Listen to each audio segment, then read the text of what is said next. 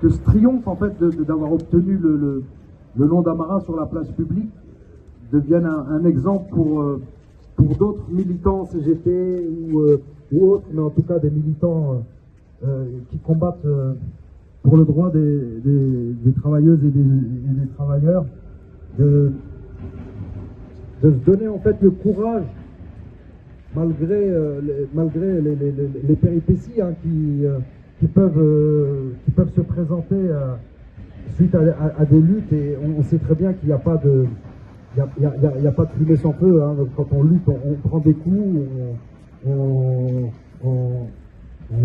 encaisse. Mais je voudrais juste donner l'exemple en fait que malgré tous ces coups, malgré toutes les représailles qu'on peut avoir des entreprises suite à des combats et à des luttes comme ça, je voudrais leur dire et leur témoigner le fait que quand l'objectif est atteint, comme celui-là par exemple, le bonheur est beaucoup plus grand que tout ce qui peut se passer et tous les coups qu'on peut prendre dans la vie d'un militant. Et je pense que c'est beaucoup plus gros, beaucoup plus... c'est ce qui reste, et c'est ce qui reste dans les mémoires.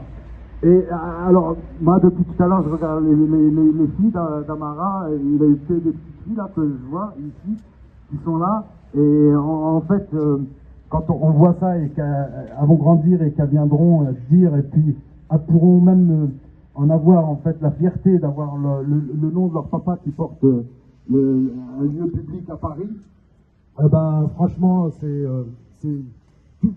je ne vais pas répéter tout ce que les intervenants ont dit, je pense qu'ils ont tout dit sur la santé, la sécurité, la prévention au travail et les magouilles que les grands groupes peuvent faire pour améliorer leurs statistiques et diminuer leur taux de fréquence, leur taux de gravité et leur magouille à la sécurité sociale et à la CRAMIF pour payer moins de cotisations.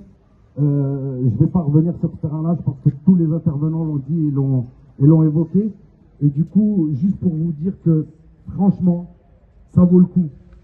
La lutte, elle paye. Merci à vous tous. Vive la CGT. Je voudrais